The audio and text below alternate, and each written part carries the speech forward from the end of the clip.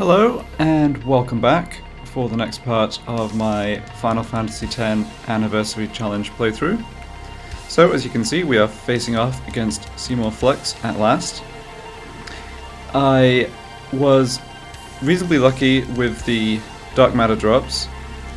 I managed to get Dark Matter from the third Chimera Geist kill, and I ended up getting a second one on the 8th attempt, which is not bad considering the drop rate is only 1 in 8 for the Dark Matter.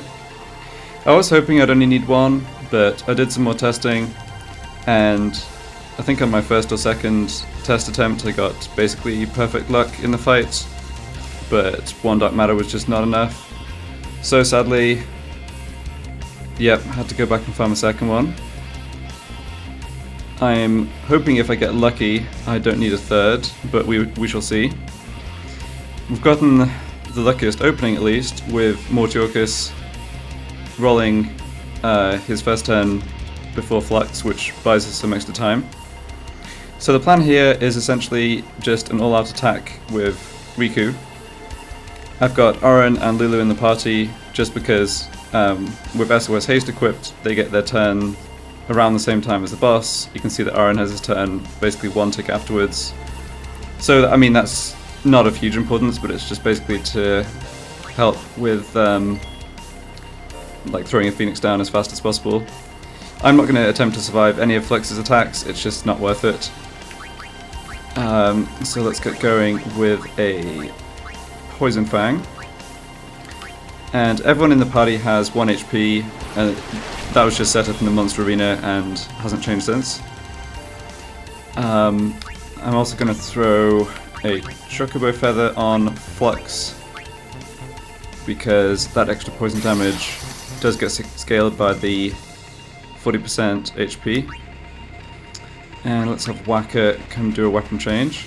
I don't want to use Yuna here, even though she's faster than Waka and Auron, and Yuna also has SOS Haste, because Yuna has Silent Strike, and I don't know that it's essential, but I want to try and get a silence in at a key time, so I don't want Yuna to be KO'd by a Lance of Atrophy.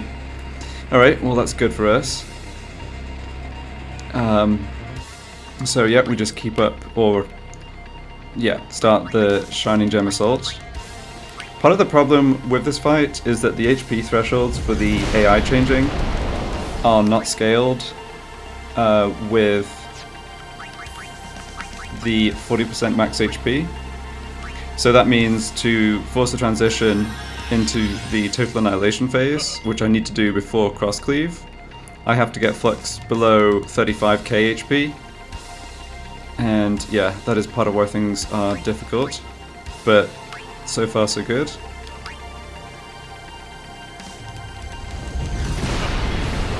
And yeah, we just have to kind of pray that Riku is not targeted by the Lancers here. I can't afford to lose ticks by having her switch in and out. Let's see, we've got kind of a free turn here.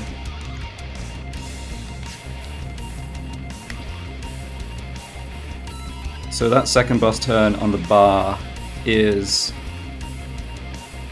the next Lance. Yeah, I don't really think it's worth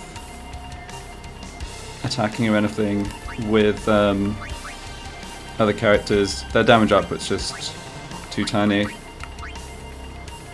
So let's do a dummy weapon switch with Unit. Here's the full life. And then have someone expendable come back in for the second Lance.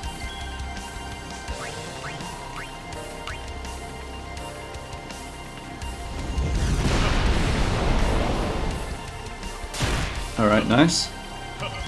Another big slice of luck goes our way with Yuna, or excuse me, Riku not getting hit.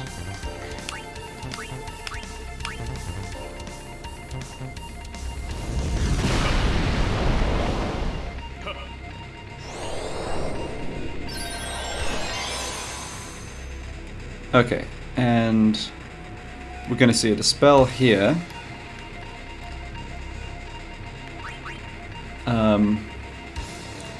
I am going to throw a Phoenix down because there's some chance that silence doesn't work, and in that case we could end up taking a reflected flare. So having a third character slot, having a third active character to reduce the chance again of Riku getting hit could be good. I do need to start thinking about how to time this lightning strike hit though,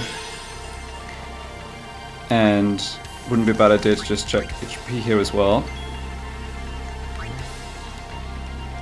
Okay, so that boss 1 there on the turn bar now is going to be cross cleave. So Flux needs to be brought down below 35k HP, and we need to actually do that before the poison tick on that boss turn, immediately before the boss 1 turn, because he doesn't change phase, I guess, just from poison damage. So we're going to need to throw 1 dark matter, I believe. We don't have to throw it right this second. Or hold on, do we? So 60k. Yeah, we probably should just throw 1. I guess there's no real reason not to.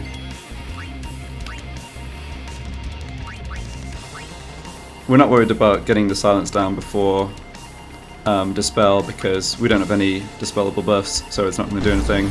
We really want to have Flux not cast Reflect on himself, that's the main thing.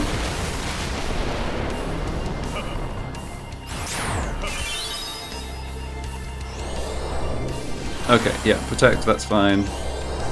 There's the Dispel.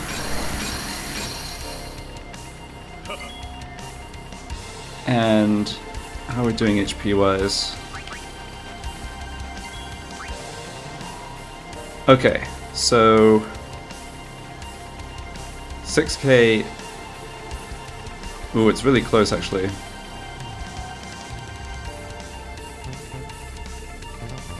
So the average damage from Shining Gem is 6k.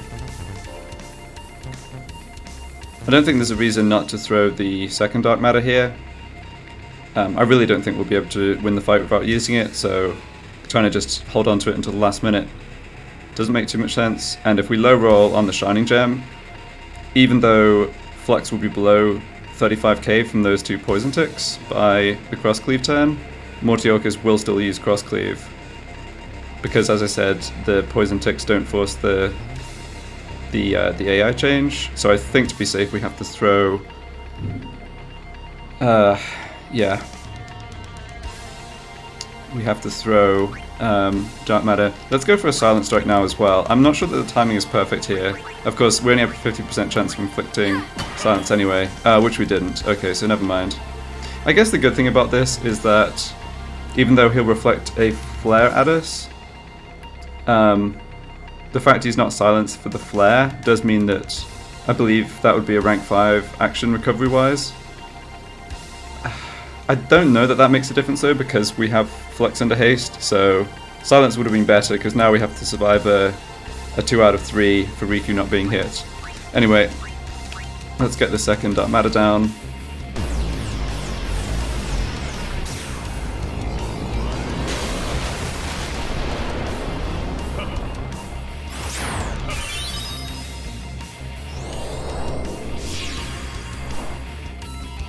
Okay, so Mortiokas is in auto-attack mode.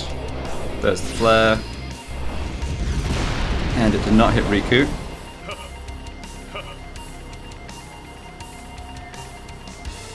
Mortiokas is ready to annihilate. Okay, so we have until that boss 1 turn. So, is that going to be enough? We've got 3 turns with Riku, and those 3 poison ticks. And that has got to be enough damage, or it is just game over. But it should be enough damage, right? Yes, because the 3 poison ticks were almost 6k, and 3 poison fang, 3 shining gems is 18. So I think we've done it. You can see what I mean about there just not being time for Riku to be switched out of the party, or for her to throw something like a silence grenade. It's got to be just like max damage.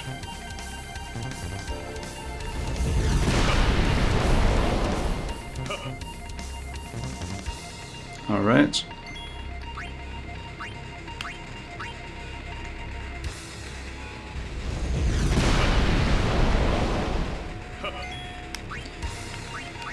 Last check of HP here. Yeah, we do have him, because a Poison Tick plus a Shining Gem is going to be enough damage before that boss one turn. But boy, it's close. And we had to get everything to go right here. It was not, like, incredibly unlikely, but Riku had to dodge both the lance hits, and we had to get the lucky opening tick sequence at the beginning with Mortiorcus getting the first turn, which happens under half the time. So yeah, pretty annoying fight, on top of obviously incredibly tedious farming of Chimera Geist, but we got it done.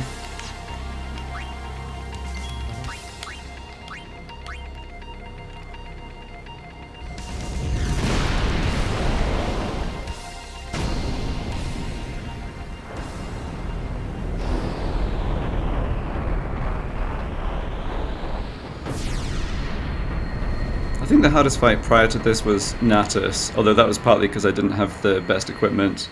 For this though, there's not much equipment could have done. It's really just a case of that increased damage output. Hopefully we'll not need to do more dark matter farming until it's much easier, when we can abuse one of the other creations and not just sit through hundreds of turns of doom. But anyway, we got through it. And I guess that is a Dark Strike on Waka, which is funny because he's the only character who basically can already Dark Strike. But what can you do? Anyway, thanks a lot for watching, and I'll be back with the next part.